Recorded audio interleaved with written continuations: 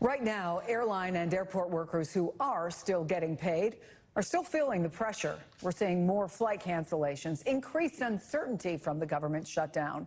It's a terrible situation, not only for travelers, but also flight attendants, whose main job is keeping us safe in the skies. Sarah Nelson is president of the Association of Flight Attendants. It's good to have you back. Boy, thanks, Chris. You've said this decision isn't about politics, it is about safety. But what concerns do you have right now, even with the reduction in flights, both for the public and union members? We have a lot of concerns. So right from the beginning of the shutdown, we're always concerned about safety and security, because not only do we have federal workers who are forced to come to work without pay, who are deemed essential, the TSA officers, the air traffic controllers, you see those people on the front lines. What the American public does not see is all of the people who are furloughed right now and not doing the work to support those workers. So you don't have the National Weather Service helping the air traffic control safely navigate flights. You don't have the safety inspectors at the FAA to make sure that we're actually following the regulations and checking up on real-time reports and making adjustments.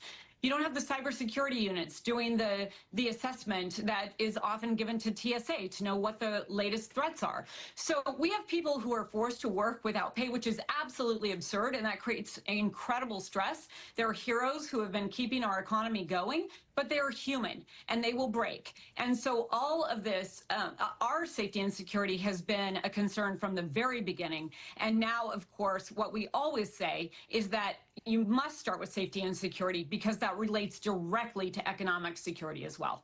Can we also just talk about reality? Airline and airport staff often bear the brunt of frustrated passengers. So what's it like right now for flight attendants who are essentially just bystanders in a national political fight?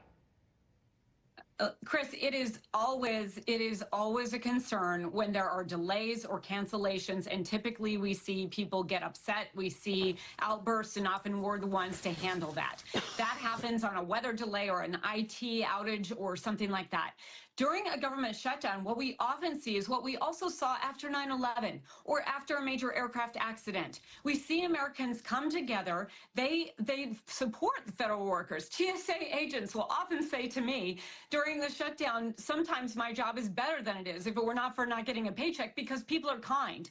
Americans are coming to our workplace a lot more kind, a lot more aware that there's a stress on all of us, and especially those federal workers. And they really come together for a solution. That is exactly what Congress needs to emulate right now, to come together for a solution that can be put in place today. There's two crises that can be solved with one vote. I hear your frustration. So what would your direct message be to members of Congress?